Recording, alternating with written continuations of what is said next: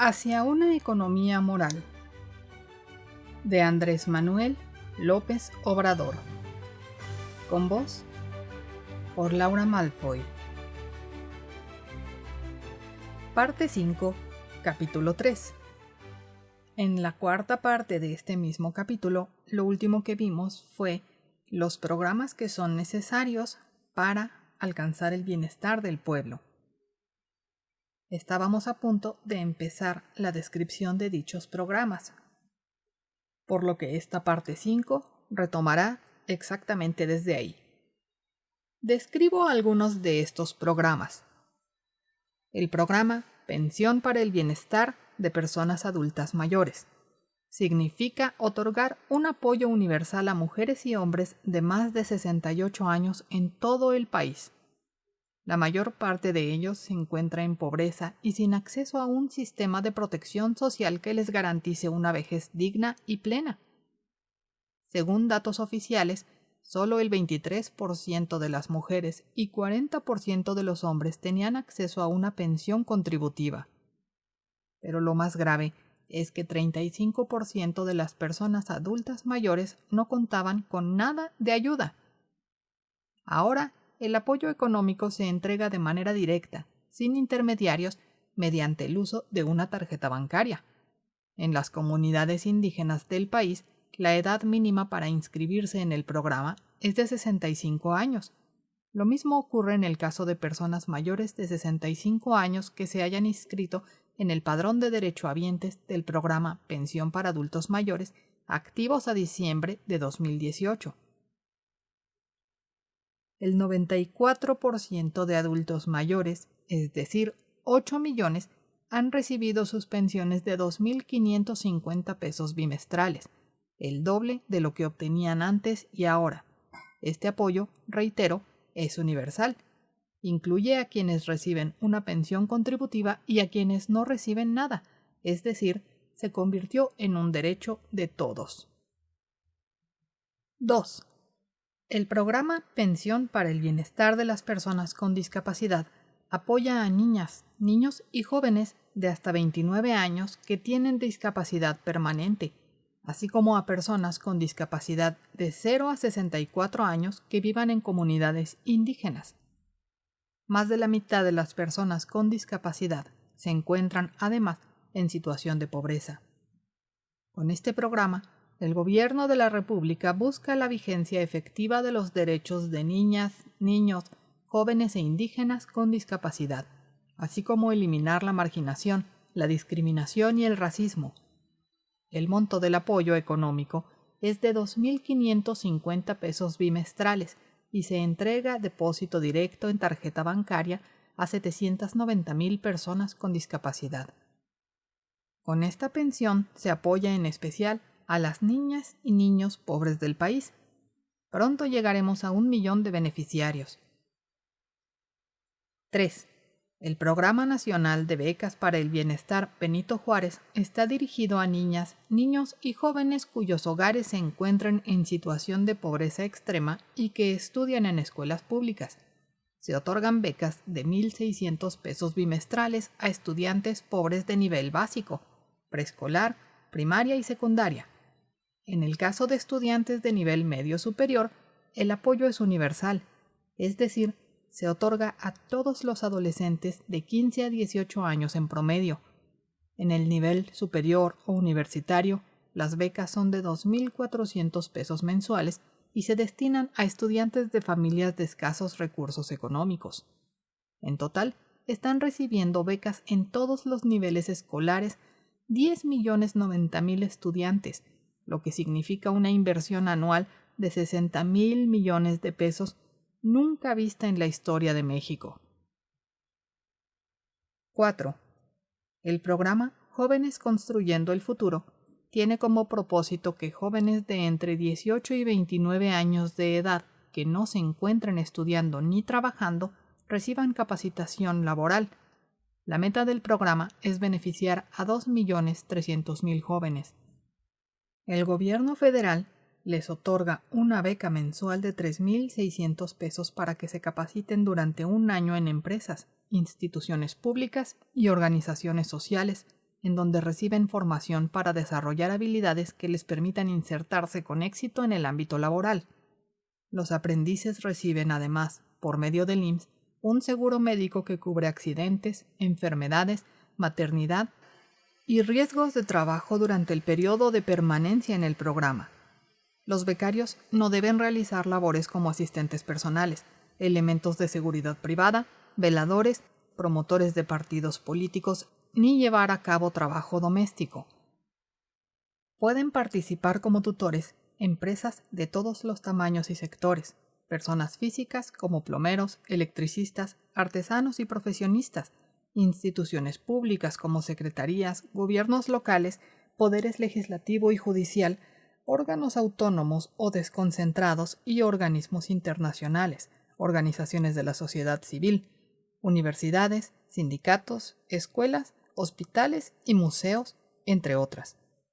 En fin, el programa Jóvenes Construyendo el Futuro ha permitido que sean aprendices 930,000 jóvenes que antes eran discriminados y tratados como ninis, porque ni estudian ni trabajan. Así lo siguen describiendo algunos, hasta la fecha, de manera despectiva. El próximo año, a más tardar en 2021, ningún joven se quedará fuera del trabajo o del estudio. Nunca más se les dará la espalda a los jóvenes ni se les condenará al olvido. 5. El Programa Nacional de Reconstrucción está orientado a la atención de la población afectada por los sismos de septiembre de 2017 y febrero de 2018, con un enfoque de derechos humanos, y se aplica en el Estado de México, Chiapas, Guerrero, Hidalgo, Michoacán, Morelos, Oaxaca, Puebla, Tabasco, Tlaxcala, Veracruz y Ciudad de México. Se prioriza la atención a quienes habitan en zonas con mayor grado de marginación, con población mayoritariamente indígena o con altos índices de violencia, y se considera a localidades con mayor concentración de daños materiales en infraestructura, vivienda y templos o edificios que forman parte del patrimonio artístico y cultural de México. El programa es operado por la Comisión Intersecretarial para la Reconstrucción, creada mediante decreto presidencial y encabezada por la Secretaría de Desarrollo Agrario, Territorial y Urbano. Participan en ella las Secretarías de Hacienda y Crédito Público, Educación Pública, Salud, Cultura, Seguridad Pública y Protección Ciudadana. Está a cargo de la reconstrucción, reparación, reubicación, acondicionamiento, equipamiento, restauración, rehabilitación, mantenimiento y capacitación para la prevención y la conservación de los bienes afectados por los sismos en los sectores de vivienda, educación, salud y cultura. Para la realización de los proyectos y acciones se promueve la participación de profesionistas, instituciones académicas, pequeñas empresas, cooperativas y trabajadores de la construcción y de servicios, privilegiando la participación de empresas y profesionistas de la entidad correspondiente, así como de la mano de obra de las localidades en las que se llevan a cabo los proyectos y acciones del programa, cuando no se trata de actividades de alta especialización. En todos los casos, se busca contribuir al fortalecimiento de la economía local. Este programa tiene un presupuesto de 8,000 millones de pesos. Hasta octubre de 2019, se habían otorgado apoyos para vivienda a 13,585 familias. Escuelas y centros de salud están en proceso de reconstrucción y se avanza también en la restauración de templos y otros espacios que forman parte del patrimonio histórico nacional. Hemos comenzado el programa de mejoramiento urbano y vivienda en 14 municipios del país, tanto en ciudades de la frontera norte como en polos de desarrollo turístico, para aminorar el contraste entre zonas con hoteles de gran lujo, desarrollos urbanos exclusivos y colonias marginadas. Este año se realizaron obras de rehabilitación y mejoramiento de espacios públicos. Asimismo, se están mejorando, ampliando y edificando nuevos hogares. El programa está rindiendo frutos en ciudades fronterizas como Tijuana, Mexicali, San Luis Río Colorado, Nogales, Ciudad Juárez, Acuña, Piedras Negras, Nuevo Laredo, Reynosa y Matamoros. así como colonias marginadas de 4 centros turísticos: Los Cabos, Bahía de Banderas, Acapulco y Playa del Carmen. A la fecha suman 16.947 acciones de vivienda y están iniciados los trabajos de introducción de agua, drenaje, pavimento, escrituración y otros servicios en colonias populares de 14 ciudades del país. Asimismo, el Infonavit ha reestructurado 96.841 créditos en beneficio de trabajadores que pagaban y cuyas deudas crecían en vez de bajar. Aunado a este programa, que será permanente, se acordó que a quienes hayan cubierto el 90% de su crédito se les condonará el resto y podrán recibir su escritura. Esta modalidad ha beneficiado a 31.000 familias. Además, hemos hecho el compromiso de que nadie será desalojado de su departamento o vivienda, como cuando se vendían las llamadas carteras vencidas a coyotes, despachos de abogados o traficantes de influencias. 7. En materia financiera, implementamos el Banco del Bienestar. La gran mayoría de la población que se encuentra en situación de pobreza carece de acceso al sistema bancario. En muchos municipios del país no existe una sola sucursal de instituciones financieras, ni siquiera se cuenta con un cajero automático. Por esta razón, y tomando como base la pequeña estructura del Banco del Ahorro Nacional y servicios financieros, el gobierno federal ha creado el Banco del Bienestar, cuyo propósito principal es ofrecer servicios bancarios a los beneficiarios de los programas sociales y eliminar el manejo de dinero en efectivo en la dispersión de los recursos de tales programas. De esta forma, se evita la posibilidad de que se generen prácticas corruptas o clientelares en la entrega de los apoyos. Durante el sexenio, el Banco del Bienestar pasará de 433 sucursales, con las que cuenta actualmente, a 13.000 en todo el territorio nacional. 8.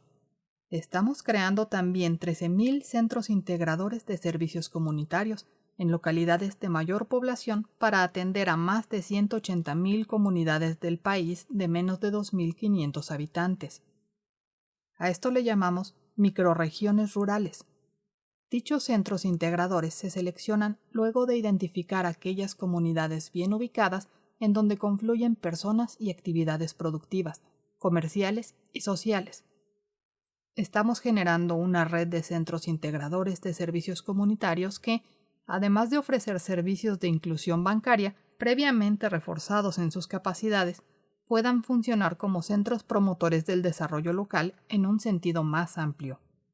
La propuesta es que desde allí se otorguen apoyos para el bienestar, se asignen proyectos productivos alternativos para hombres, mujeres y jóvenes, se proporcione asistencia técnica para la producción, transformación y comercialización, se facilite la distribución de insumos productivos y se brinden apoyos económicos y asistencia técnica para mejoramiento de la vivienda. Además, en los centros integradores de servicios comunitarios se practicará, desde abajo y con la gente, la democracia participativa, el gobierno del pueblo, para el pueblo y con el pueblo. Derecho a la educación. Durante el periodo neoliberal, el sistema de educación pública fue devastado. Se pretendió acabar con la gratuidad de la educación superior. Se sometió a las universidades públicas a un acoso presupuestal sin precedentes. Los niveles básico, medio y medio superior fueron vistos como oportunidades de negocio para venderle al gobierno insumos educativos inservibles y a precios inflados. Se emprendió una ofensiva brutal en contra de las escuelas normales rurales, y en el sexenio pasado se operó una mal llamada reforma educativa, que era en realidad una contrarreforma laboral, contraria a los derechos laborales del magisterio y orientada a crear las condiciones para la privatización generalizada de la enseñanza. Esta estrategia perversa se tradujo en la degradación de la calidad de la enseñanza en los niveles básico y medio superior y en la exclusión de cientos de miles de jóvenes en las universidades. En los hechos, el derecho constitucional a la educación resultó mutilado, y ello no solo privó al país de un número incalculable de graduados, sino que agravó el auge de la delincuencia y de las conductas antisociales. En el sexenio anterior, la alteración del marco legal de la educación derivó en un enconado conflicto social y en acciones represivas injustificables. Ante esta circunstancia, nuestro gobierno se comprometió desde un inicio a mejorar las condiciones materiales de las escuelas del país, a garantizar el acceso de todos los jóvenes a la educación y a revertir la mal llamada reforma educativa. La Secretaría de Educación Pública tiene la tarea de dignificar los centros escolares y el Ejecutivo Federal, el Congreso de la Unión y el Magisterio Nacional, luego de un intenso proceso de diálogo, reflexión y análisis, lograron un amplio acuerdo que llevó a la aprobación de un nuevo marco legal para la enseñanza. La SEP tiene la tarea de dignificar los centros escolares. Con el nuevo ciclo escolar 2019-2020, comenzó el programa La Escuela es Nuestra, el cual facilita recursos para la construcción, reparación de aulas y mantenimiento de las escuelas públicas a los comités escolares de administración participativa, formados por alumnos, maestros, madres y padres de familia de cada plantel educativo. Los recursos llegarán de manera directa de la tesorería de la Federación a la escuela, sin intermediarios, ya sean dependencias burocráticas u organizaciones civiles y sociales, y sin trámites engorrosos. Con ese propósito, se han celebrado 26.000 asambleas de padres de familia y maestros para la formación de los comités. El programa contempla, en una primera etapa, atender 103.000 escuelas, el 65% de las 173.000 existentes. De estos planteles escolares, 33% están en comunidades indígenas y 70.000 en zonas marginadas del campo y la ciudad. Asimismo, el 41% son escuelas conocidas como multigrado, en las cuales 1 o 2 maestros atienden de 5 a 100 niños que cursan del primero al sexto grado. El monto de recursos por escuela se definió de la siguiente forma: de 5 a 50 alumnos, 150,000 pesos por ciclo escolar; de 51 a 150, 200,000 pesos; más de 150, 500,000 pesos. El presupuesto inicial será de 21,000 millones de pesos y estamos acordando con los gobiernos estatales que aporten la mitad. La mayoría ha respondido bien, y el primero en aceptar fue el gobernador de Puebla, Miguel Barbosa. En esa entidad, así como en Oaxaca, ya inició la distribución de los recursos a los comités escolares. En 2021 comenzará la segunda etapa con las 70,000 escuelas restantes. No debemos olvidar que la educación es sinónimo de libertad y la democracia es el gobierno del pueblo, para el pueblo y con el pueblo. Está funcionando la estrategia para el rescate de la memoria histórica y el fomento a la lectura. El Fondo de Cultura Económica ha editado 25 libros de grandes escritores con un tiraje de 40,000 ejemplares cada uno, llegando a un total de 1 millón de ejemplares. Dichos libros se venden a precios accesibles que van de 9 a 20 pesos. Asimismo, se reimprimieron 8,500,000 ejemplares de la Cartilla Moral, escrita por Alfonso Reyes. Se está reformando el CONACYT para orientar sus trabajos de investigación a las necesidades más apremiantes del pueblo y de la nación.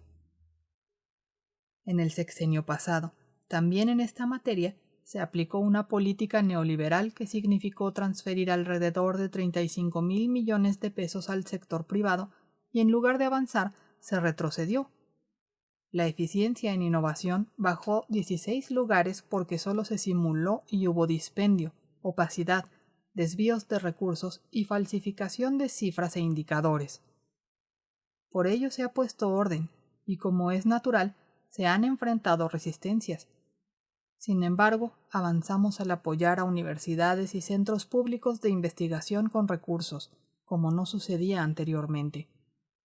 Este año se han destinado 2,253 millones de pesos a la ciencia básica o de frontera, la cual no había recibido inversión en los últimos años. Además, se otorgaron 24,453 becas nuevas de posgrado. El CONACYT está a cargo de María Elena Álvarez Builla, una investigadora honesta y de primer orden, Premio Nacional de Ciencias 2017. Las Universidades para el Bienestar Benito Juárez García iniciaron sus actividades en marzo de 2019 con 100 planteles en 31 entidades. Para la instalación de los planteles se dio preferencia a zonas de alta densidad poblacional en las que hay nula oferta de estudios universitarios y con alto grado de rezago social, marginación y violencia. Las escuelas universitarias se distribuyen en Oaxaca, 11 planteles, Ciudad de México, 10 planteles, Veracruz, 8 planteles, Chiapas y Michoacán, 5 planteles. Las otras entidades tienen entre 1 y 4 escuelas. En conjunto, las Universidades para el Bienestar ofrecen 39.600 plazas para estudiantes, quienes reciben una beca de 2.400 pesos mensuales. Los edificios permanentes en los que operarán las Universidades para el Bienestar están siendo construidos con el concurso del trabajo comunitario y de trabajadores locales, en terrenos donados o entregados en comodato por campesinos, municipios o comisariados ejidales. Las carreras que se ofrecen son ingeniería civil, industrial, forestal, agroalimentaria, ambiental, agroforestal, electromecánica, en agronomía y agricultura, en minas, en acuacultura y piscicultura, en desarrollo regional sustentable, en química de la industria petrolera, en administración de la industria energética y en procesos petroleros, en energías renovables, medicina integral y salud comunitaria, enfermería y obstetricia, medicina veterinaria y zootecnia, contabilidad y administración pública, derecho, patrimonio histórico e industria de viajes, gestión integrada del agua, normal de educación básica, estudios sociales, patrimonio histórico y biocultural, educación física, administración municipal y políticas públicas, música y laudería, y normales rural e intercultural bilingüe. Estamos auspiciando una cultura para la paz y el bienestar bajo la premisa de que todos somos poseedores y generadores de cultura. En rigor, el adjetivo inculto, particularmente cuando se le utiliza en término peyorativo, denota una condición imposible. Los humanos viven en sistemas culturales que van desde el lenguaje hasta las celebraciones y conmemoraciones, desde los patrones de comportamiento hasta la alimentación, desde el universo simbólico que cada persona construye hasta el disfrute y consumo de productos tradicionalmente denominados culturales, como la música, las artes plásticas, las letras y las artes escénicas. Desde esta perspectiva, nadie debe ser excluido de las actividades y los circuitos de la cultura, los cuales representan en la actual circunstancia factores de paz, cohesión social, convivencia y espiritualidad. Al igual que en otros rubros, el gobierno federal prioriza en las necesidades de los sectores más marginados, indefensos y depauperados, e impulsa una vigorosa acción cultural en las zonas más pobres del país. Al mismo tiempo, sin descuidar las materias que por tradición han recaído en el Instituto Nacional de Bellas Artes y Literatura, la Secretaría de Cultura promueve la difusión, el enriquecimiento y la consolidación de la vasta diversidad cultural que posee el país y trabaja en estrecho contacto con las poblaciones para conocer, de primera mano, sus necesidades y aspiraciones en materia cultural. Los recintos tradicionalmente consagrados a la difusión del arte no deben centralizar ni menos monopolizar la actividad cultural. Esta debe poblar los barrios y las comunidades y hacerse presente allí donde es más necesaria, que son los entornos sociales más afectados por la pobreza, la desintegración social y familiar, las adicciones y la violencia delictiva. Informo que la apertura al pueblo de la antigua residencia oficial de Los Pinos ha sido un éxito. La que era mansión presidencial ha sido visitada por 2.200.000 personas y ya se está elaborando, en coordinación con el gobierno de la Ciudad de México, el proyecto para convertir este espacio, el bosque de Chapultepec, más los terrenos donde se encontraba la fábrica de armas del ejército, en un espacio artístico y ecológico, con una extensión de 800 hectáreas, que pronto será uno de los sitios culturales más importantes del mundo. Aprovecho para explicar brevemente que decidí, vivir y despachar en Palacio Nacional. Durante el sexenio de Felipe Calderón se construyó en este histórico edificio de hace 5 siglos un departamento de descanso que mantuvo Enrique Peña Nieto. Ahí vivo con mi familia y es un gran honor porque, en Palacio, en un pequeño espacio que era la intendencia del imperio de Maximiliano, vivió y murió Benito Juárez, el más grande de los presidentes de México. Además, en Palacio estuvo detenido 5 días antes de ser cobardemente asesinado el apóstol de la democracia, Francisco I. Madero. En fin, trabajo y despacho en un museo, uno de los lugares más representativos de las tragedias y las grandezas de la historia de México. Salud para toda la población. La administración que inició el 1 de diciembre de 2018 encontró un sistema de salud pública insuficiente, desintegrado, ineficiente, depauperado y corroído por la corrupción. Millones de personas no tienen acceso a ninguna de las instituciones o modalidades de ese sistema, o bien enfrentan padecimientos para los cuales no hay cobertura o no está cerca de donde viven. Como en otros terrenos, el desastre del sistema de salud pública es resultado de los afanes privatizadores y de los lineamientos emitidos por organismos internacionales copados por la ideología neoliberal.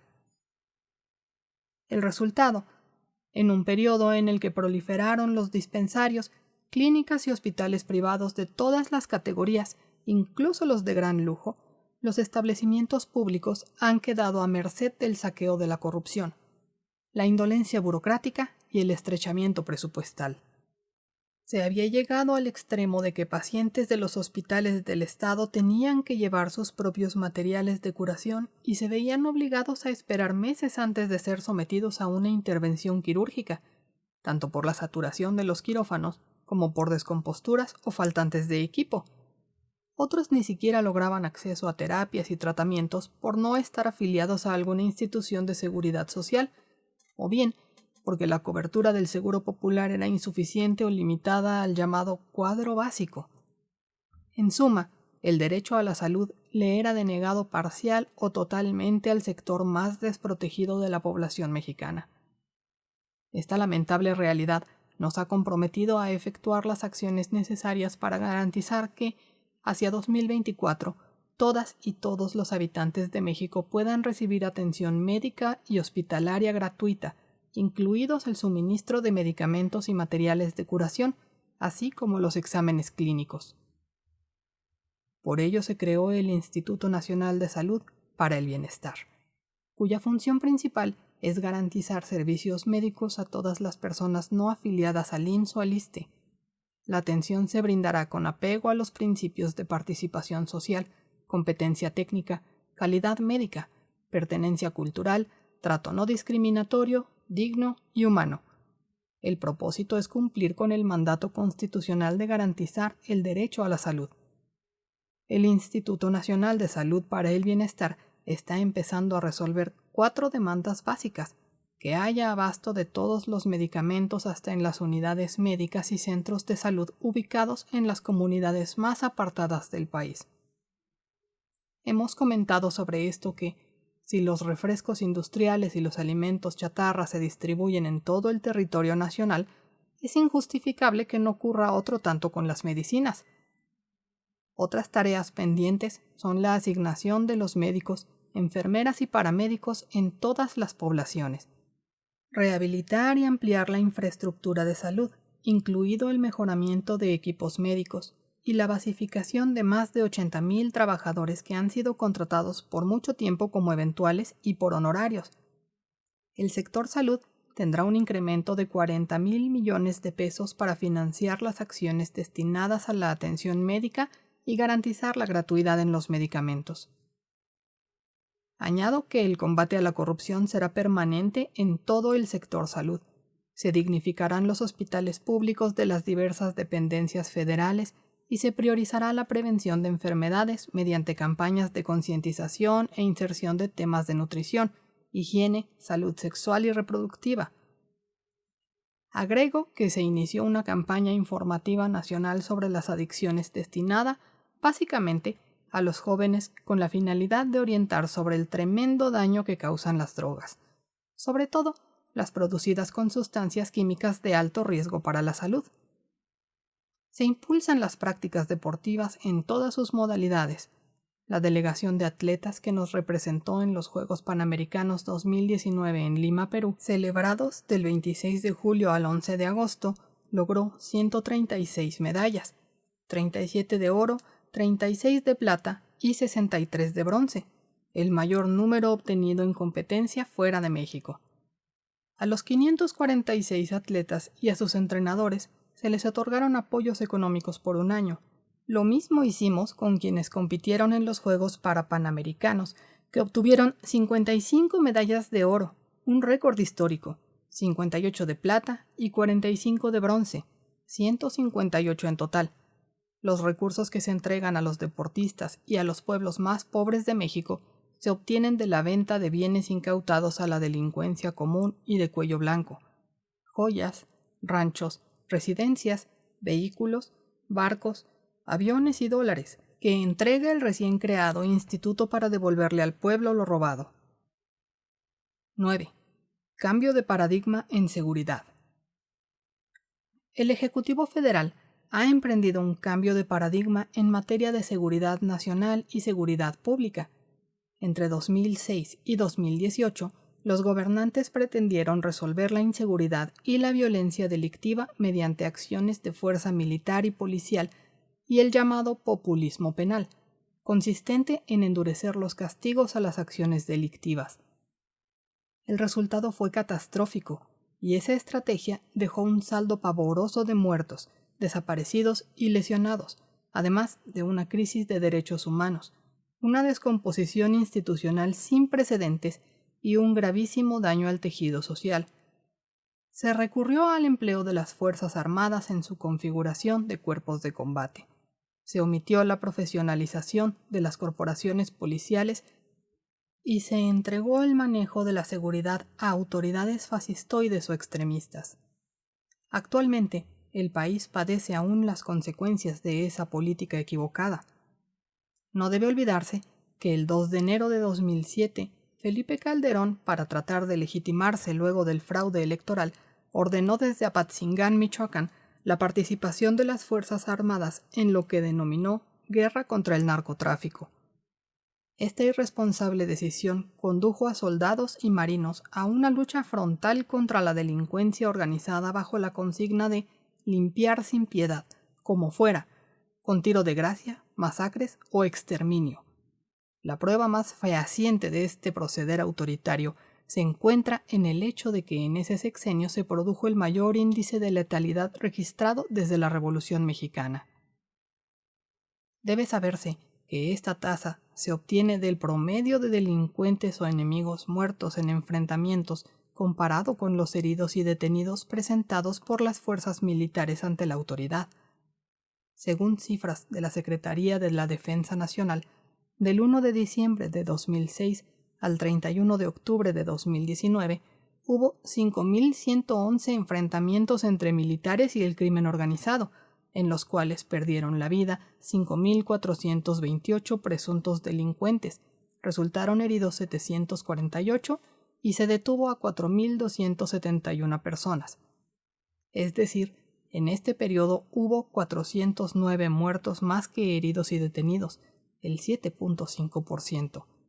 Sin embargo, en solo 2 años de gobierno de Calderón, de 2011 a 2012, se registraron 1.898 enfrentamientos en los que murieron 2.459 personas, el 45.6% de los fallecidos en 12 años. Resultaron heridas 231 y se detuvo a 1.519, es decir, 709 muertos más, el 30%, que el número de heridos y detenidos. A estos altos niveles de letalidad debe agregarse que, desde diciembre de 2006 al 31 de octubre de 2019, los enfrentamientos contra la delincuencia causaron 328 muertos y dejaron 1.802 heridos entre soldados y marinos.